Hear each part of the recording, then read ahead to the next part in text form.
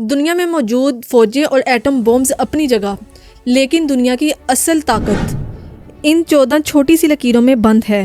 انہیں چوک پوائنٹس کہا جاتا ہے، یعنی وہ راستے جو اگر گلا گھونٹ دیں تو دنیا کی اکانومی سانس لینا بند کر دے گی۔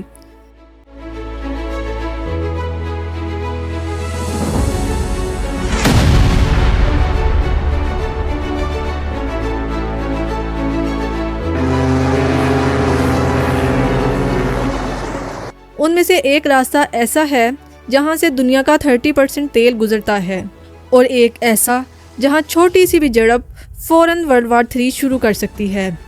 آج ہم ان 14 دروازوں کا سفر کریں گے اور سمجھیں گے کہ دنیا کا اصل کنٹرول کس کے ہاتھ میں ہے۔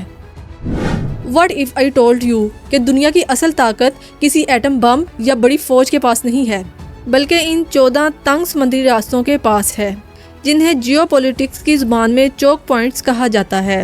اگر آج کوئی طاقت ان دروازوں کو بند کر دے تو کل صبح تک پوری دنیا کی اکانومی ڈھیر ہو جائے گی، کئی ملکوں میں بھوک پھیل جائے گی، پیٹرول پمپس سوکھ جائیں گے اور میڈیسنز نایاب ہو کر رہ جائیں گی۔ آج ہم ان 14 دروازوں کو 1 بائی 1 آسان ورڈز میں سمجھیں گے اور جانیں گے کہ ان میں سے ایک دروازہ ورلڈ وار 3 کیسے ٹریگر کر سکتا ہے۔ ہمارا سفر شروع ہوتا ہے مڈل ایسٹ یعنی مشرق وسطیٰ سے، جہاں دنیا کا سب سے بڑا خزانہ چھپا ہے، آئل۔ اس خزانے کا سب سے اہم دروازہ ہے سٹریٹ آف ہورمز، جسے ہم ہورمز کا دروازہ بھی کہہ سکتے ہیں۔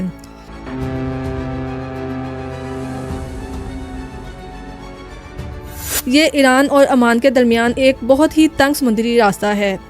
یہ راستہ اتنا امپورٹنٹ ہے کہ دنیا کا تقریباً 30% سے زیادہ تیل یہیں سے گزرتا ہے۔ ہر روز یہاں سے کروڑوں بیرل تیل بڑے بڑے جہازوں کے ذریعے نکل کر امریکہ، یورپ اور ایشیا کے مختلف ملکوں تک پہنچتا ہے۔ ذرا امیجن کریں کہ یہ راستہ صرف 33 کلومیٹر چوڑا ہے۔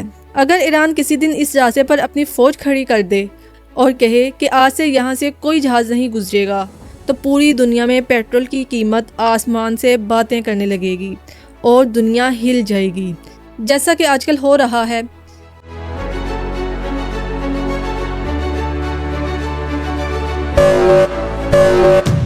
یہی وجہ ہے کہ امریکہ اور دوسری بڑی طاقتیں ہمیشہ اس راستے پر نظر رکھتی ہیں۔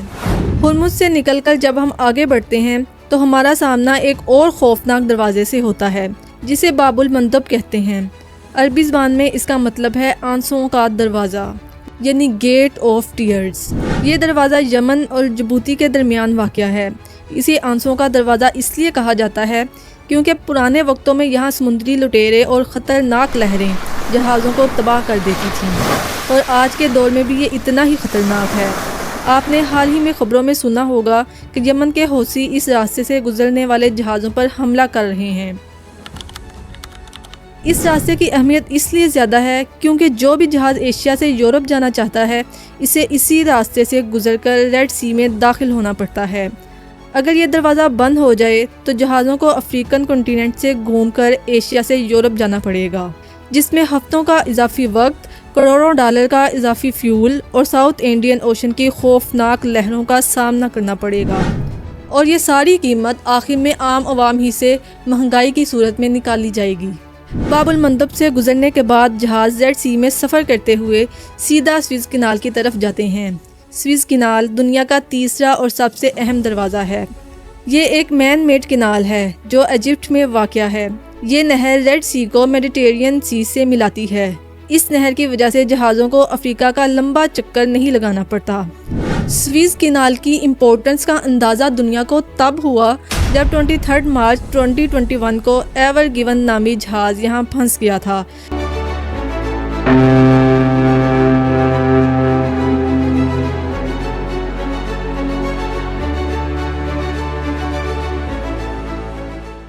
صرف 6 دن کے لیے یہ راستہ بند رہا، اور ان 6 دنوں میں دنیا کی اکانومی کو $54 بلین کا نقصان ہوا۔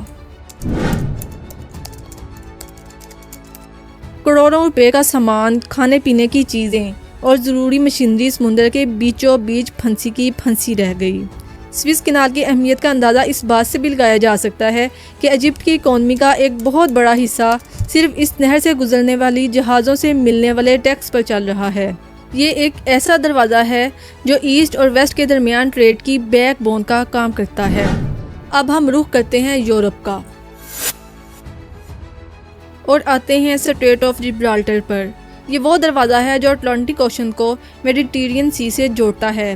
اسپین اور موروکو کے درمیان ایک اتنا تنگ راستہ ہے کہ ایک طرف سے کھڑے ہو کر آپ دوسرے کانٹیننٹ کو بھی دیکھ سکتے ہیں۔ ہسٹری میں اس راستے پر ہمیشہ سے بڑی جنگیں لڑی گئیں، کیونکہ جو اس راستے کو کنٹرول کرتا ہے وہ یورپ اور افریقہ کے درمیان ہونے والی آدھی تجارت کو کنٹرول کرتا ہے۔ آج اس دروازے پر برٹش کا کنٹرول ہے اور وہاں انہوں نے اپنا ایک چھوٹا سا ملٹری بیس بنایا ہوا ہے۔ اگر جبرالٹر بند ہو جائے تو میڈیٹرینین سی ایک بند جھیل بن کر رہ جائے گا اور آدھے سے زیادہ یورپین ملکوں کا باقی دنیا سے سمندری رابطہ بالکل کٹ جائے گا۔ جب ہم میڈیٹرینین سی کے اندر سفر کرتے ہوئے اور آگے بڑھتے ہیں تو ہمارا سامنا ٹرکی کے دو اہم دروازوں سے ہوتا ہے، باسفورس اسٹریٹ اور ڈارڈینل اسٹریٹ۔ یہ دونوں دروازے بلیک سی کو میڈیٹرینین سی سے جوڑتے ہیں۔ رشیا، یوکرین، رومانیہ اور بلغیریا جیسے ملکوں کی ساری سمندری ٹریڈ انہی دو راستوں کی محتاج ہے۔ خاص طور پر رشیا کے لیے یہ دروازے اس کی ریڈ لائنز ہیں۔ رشیا کے پاس سمندر تو بہت ہیں، لیکن وہ سال کے زیادہ تر مہینوں میں جمے ہی رہتے ہیں۔ بلیک سی ہی ایک ایسی جگہ ہے جہاں سے رشین جہاز پورے سال باقی دنیا تک جا سکتے ہیں۔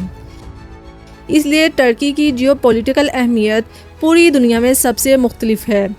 انہوں نے ایک انٹرنیشنل لا کے تحت ان دروازوں کا کنٹرول اپنے پاس رکھا ہوا ہے، اور جنگ کی صورت میں ترکی ہی فیصلہ کرتا ہے کہ کون سے جنگی جہاز یہاں سے گزریں گے اور کون سے نہیں۔ یہی وجہ ہے کہ رشیا اور امریکہ دونوں ترکی کو ہمیشہ خوش رکھنے کی کوشش کرتے ہیں، کیونکہ ان کے بغیر بلیک سی کا سفر تقریباً ناممکن ہے۔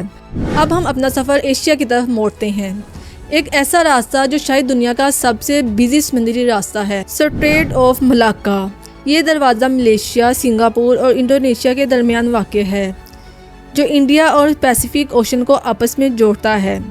چائنا، جاپان اور ساؤتھ کوریا جیسی بڑی اکانومیز کا سارا تیل اور سامان اسی راستے سے گزرتا ہے۔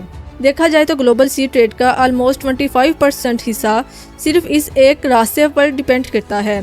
چائنا کے لیے یہ راستہ زندگی اور موت کا سوال ہے۔ چائنا جانتا ہے کہ اگر کبھی امریکہ سے اس کی جنگ ہوئی تو امریکہ اپنی نیوی کے ذریعے اس اسٹریٹ آف ملاکا کو بلاک کر دے گا، جس سے چائنا کی ساری سپلائی لائن کٹ جائے گی اور اس کی اکانومی بیٹھ جائے گی۔ اس خوف کو جیو پولیٹیکل زبان میں ملاکا ڈیلیما کہا جاتا ہے۔ یہی وجہ ہے کہ چائنا خود کو دنیا کے دوسرے حصوں سے کنیکٹ رکھنے کے لیے بیلٹ اینڈ روڈ انیشیٹو میں بہت زیادہ انویسٹ کر رہا ہے، تاکہ جنگ کی صورت میں چائنا کے پاس روڈ نیٹ ورک کا آپشن بھی ہو۔ اسی دروازے کے پاس سنگاپور جیسا چھوٹا سا ملک واقع ہے، جس نے اس راستے کی اہمیت کو سمجھا اور آج وہ دنیا کے سب سے امیر اور ترقی یافتہ ملکوں میں شمار ہوتا ہے، صرف اس لیے کیونکہ وہ اس اہم دروازے کا چوکیدار بن کر بیٹھا ہے۔ اگر کسی وجہ سے اسٹریٹ آف ملاکا بند ہو جائے یا وہاں ٹریفک بہت زیادہ ہو تو جہازوں کو آلٹرنیٹ راستے تلاش کرنے پڑتے ہیں۔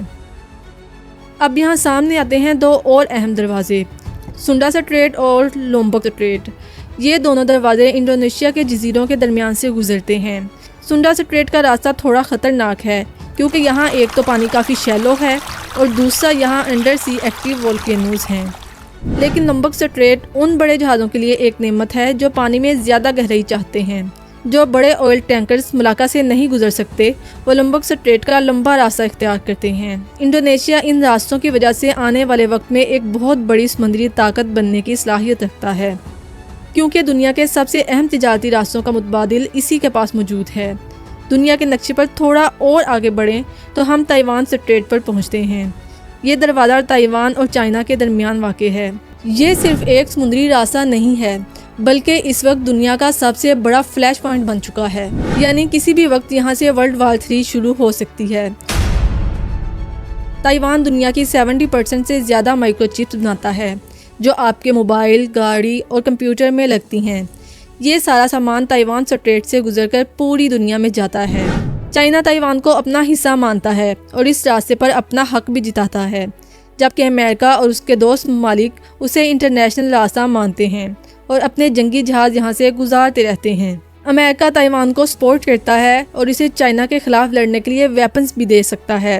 اب چائنا تائیوان کو اس لیے بھی حاصل کرنا چاہتا ہے کیونکہ سیٹلائٹ امیج میں دیکھا جائے تو چائنا کے سامنے چین آف آئی لینڈز نے اس کا راستہ اوپن اوشن میں جانے سے روکا ہوا ہے۔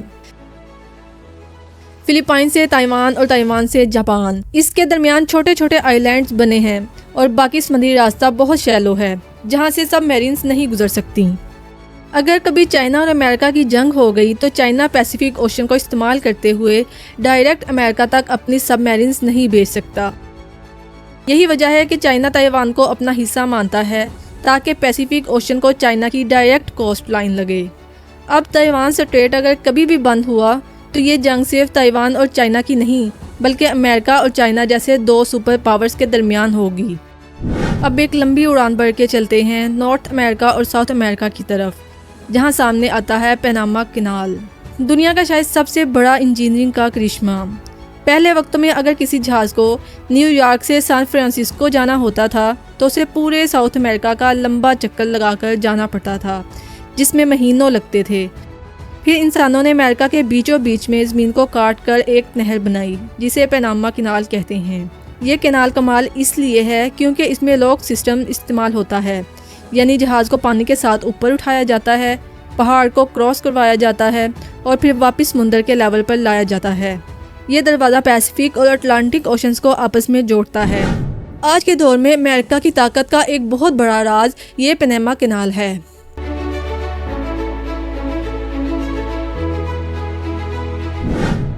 کیونکہ ان کی نیوی اور ان کے تجارتی جہاز بہت تیزی سے ایک سمندر سے دوسرے سمندر میں جا سکتے ہیں، لیکن پیناما کینال بننے سے پہلے جہاز کہاں سے گزرتے تھے؟ وہ گزرتے تھے اسٹریٹ آف میجلن سے۔ یہ دروازہ ساؤتھ امریکہ کے بالکل آخری کنارے پر واقع ہے جہاں زمین ختم اور انٹارکٹیکا شروع ہونے والا ہوتا ہے۔ یہ راستہ انتہائی خطرناک، ٹھنڈا اور طوفانی ہے۔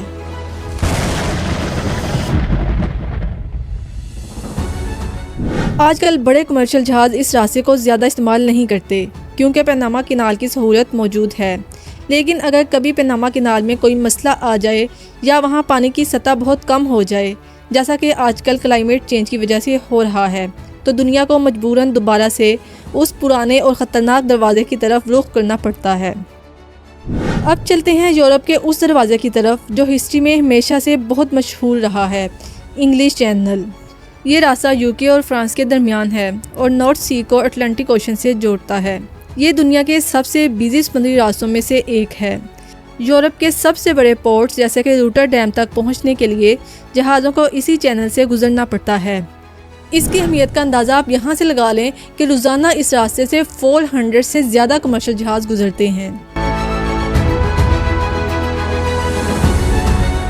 اس راستے کو کنٹرول کرنا یورپ کی اکانومی کو کنٹرول کرنے کے برابر ہے۔ ہسٹری میں ہٹلر نے اس راستے پر قبضہ کرنے کی بہت کوشش کی، لیکن برٹش نیوی نے اس دروازے کو بچا کر رکھا اور یہی وجہ تھی کہ برطانیہ جنگ جیت سکا۔ ان سب راستوں کے بعد ایک ایسا دروازہ ہے جو ابھی تک زیادہ استعمال تو نہیں ہوتا، لیکن آنے والے 20 سے 30 سالوں میں یہ دنیا کا سب سے اہم راستہ بننے والا ہے۔ اس کا نام ہے بیرنگ اسٹریٹ۔ یہ راستہ امریکہ کے الاسکا اور رشیا کے بالکل درمیان واقع ہے۔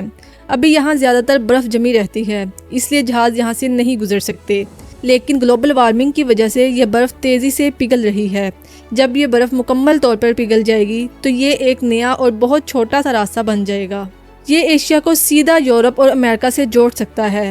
رشیا اور امریکہ ابھی سے اس راستے پر اپنا کنٹرول مضبوط کرنے کی تیاریاں کر رہے ہیں، کیونکہ جو اس نئے دروازے کا باس ہوگا وہ آنے والی صدی میں گلوبل ٹریڈ کا باس کہلائے گا۔ ایک اور اہم پوائنٹ جو دنیا کا پورا نقشہ بدل کر رکھ دیتا ہے وہ ہے کیپ آف گڈ ہوپ۔ حالانکہ یہ ٹیکنیکل ٹرمز میں کوئی تنگ دروازہ یا اسٹریٹ تو نہیں ہے، لیکن یہ افریقہ کے بالکل نیچے ایک ایسا ٹرن ہے جو صدیوں سے دنیا کی تجارت کا مرکز رہا ہے۔ جب اس سوئز کینال یا ریڈ سی میں کوئی مسئلہ ہوتا ہے، جیسا کہ آج کل حوثی حملوں کی وجہ سے ہے، تو ساری دنیا کے جہاز اپنا راستہ تبدیل کر کے اس لمبے راستے سے گزرتے ہیں۔ واسکو ڈی گاما نے جب انڈیا کا راستہ ڈھونڈا تو وہ اسی کیپ آف گڈ ہوپ سے گزرا تھا۔ یہ 14 چوکی پوائنٹس وہ تنگ راستے ہیں جو پاسٹ میں بھی دنیا کے نظام کو کنٹرول کرتے آئے ہیں اور فیوچر میں بھی کنٹرول کریں گے۔ یہی وجہ ہے کہ ان 14 میں سے 10 دروازوں پر امریکہ نے ڈائریکٹلی یا انڈائریکٹلی اپنی پریزنس بنائی ہوئی ہے۔ اب یہ کس کے کنٹرول میں ہے اس کا اندازہ آپ خود لگا لیں۔ اگر آپ کو ہماری یہ ڈاکومنٹری پسند آئی ہے تو ویڈیو کو لائک کیجئے، شیئر کیجئے اور چینل کو سبسکرائب کیجئے۔ اب تک کے لیے اتنا ہی، ملتے ہیں اپنی اگلی ویڈیو میں، تب تک کے لیے اللہ حافظ۔